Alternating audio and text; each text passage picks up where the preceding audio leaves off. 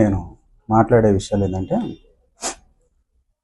మాజీ శాసనసభ్యులు బొల్లా బ్రహ్మనాయుడు గారిని నేను 3 ప్రశ్నలు అడగదలుచుకున్నాను. దానికి నేరుగా బ్రహ్మనాయుడు గారినే సమాధానం చెప్పాలని నేను కోరుకుంటున్నాను. ఆయన కాకుండా ఎవరెవరితోనో సమాధానం చెప్పిస్తే అది సరైన పద్ధతి కాదని చెప్పి నేను తెలుపుతున్నాను. ముందుగా ఎన్ఎస్పి కాలనీలో గత 40 సంవత్సరాల నుంచి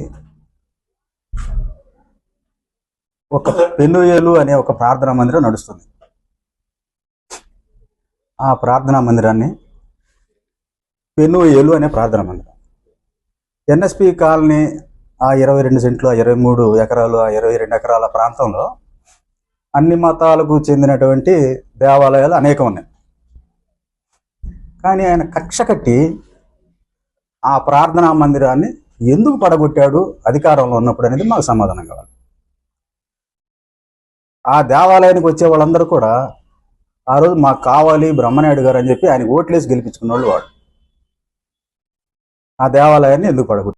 మేమైతే ఏం భావిస్తున్నామంటే, ఆ చర్చికి ఎక్కువగా వెళ్ళేవాళ్ళు దళితులు కాబట్టి దళితుల ఆత్మగౌరవాన్ని సమాధి చేసే కార్యక్రమంలో భాగంగా దళితుల ఆత్మగౌరవాన్ని కించపరచడం కోసం ఆయన ఆ చర్చిని ఆ రకంగా పడగొట్టాడని మేము భావిస్తున్నాం. ఆ చర్చి సభ్యులు ఆయన్ని వచ్చి అడిగినప్పుడు, సార్ మాకు ఆ చర్చి కావాలంటే, మీకు చర్చి ఎందుకయా? లేకపోతే ఊళ్ళో అన్ని చర్చిలు ఉన్నాయి కదా, ఏ చర్చికి మీరు పోకూడదు, స్థలం ఉంది కదా అక్కడ మీరు చర్చి కట్టుకోండి అన్నాడు అని నిర్దాక్షిణ్యంగా ఆయన ఆ చర్చిని పడేయటాన్ని ఖచ్చితంగా దళితుల ఆత్మగౌరవం మీద జరిగిన దాడిగానే మేము భావిస్తున్నాం. మీకు నేను దానికి సంబంధించిన ఫోటోలు చూపిస్తాను. ఇవ్వండి, పట్టుకున్నా.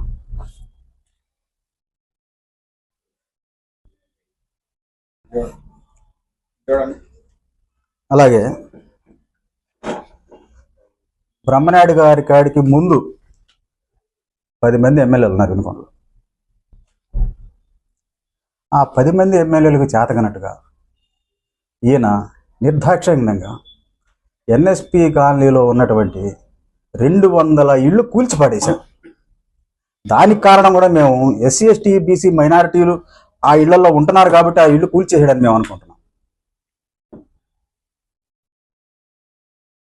రాత్రుళ్ళు ఆ ఇళ్లలో నివసించేవారు రాత్రిపూట వచ్చి పిల్లల్ని, వృద్ధుల్ని, వికలాంగుల్ని తీసుకుని వచ్చి బ్రహ్మనాయుడు గారి ఇంటి దగ్గర, అయ్యా మా పరిస్థితి ఇది, మేము ఇళ్ళు కూలిస్తే మేము ఎక్కడికి వెళ్ళాం, మాకు 2 నెలలు మీరు సహాయం చేయండి అని అడిగారు. 2 నెలలు మాకు కరెంటు తీయకుండా, 2 నెలల పాటు మాకు నీరు కట్ చేయకుండా ఆపమని వాడు అడిగారు. ఆయన ఏది ఆలోచించకుండా నిర్దాక్షిణ్యంగా ఆ ఇళ్ళు కూల్చి తలుపులు, ద్వారబంధరాలు, కరెంటు తీగలు మొత్తం అమ్ముకున్నారు. ఆ మట్టి అమ్ముకున్నారు. ఎన్ని చెట్లు అండి ఎన్ఎస్పి కాలనీలో? ఆ చెట్లు మొత్తం అమ్ముకున్నారు. దానివల్ల మీకు వనవర్ణ ఉపయోగం ఏంటి? మీరు చేసిన అభివృద్ధి ఏంటంటే ఎన్ఎస్పి కాలనీ అంటారు. ఎన్ఎస్పి కాలనీలో 200 ఇళ్లలో మీరు దీపాలు ఆర్పారు. బ్రహ్మనాయుడు గారు గుర్తుపెట్టుకోండి, అది అభివృద్ధి కాదు. అభివృద్ధి అంటే మీరు ఎక్కడన్నా 200 ఇళ్ళు కట్టిస్తే అభివృద్ధి.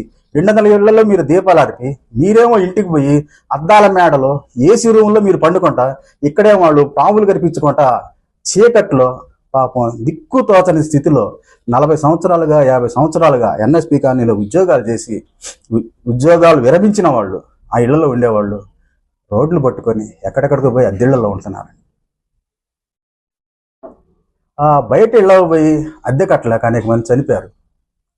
రవి అని 30 సంవత్సరాల కుర్రాడు ఈ ఇళ్ళు పడేసిన 3వ రోజు 4వ రోజు చనిపోయాడు. పానకాలు అనే కుర్రాడు పాపం ఎంఆర్ఓ ఆఫీస్ ఎదుట ఆ కుర్రాడు ఈ స్టాంపులు రాసుకుంటూ ఉండేవాడు. ఆ కుర్రాడు చనిపోయాడు. వేరే కారణం ఏమీ లేదు. వీటన్నిటికీ ఒకే ఒక కారణం, ఆ ఎన్ఎస్పీలో కాలనీలో వాళ్ళు ఉండే ఇళ్ళు కూల్చేయటమని చెప్పి నేను చెప్తా ఉన్నాను.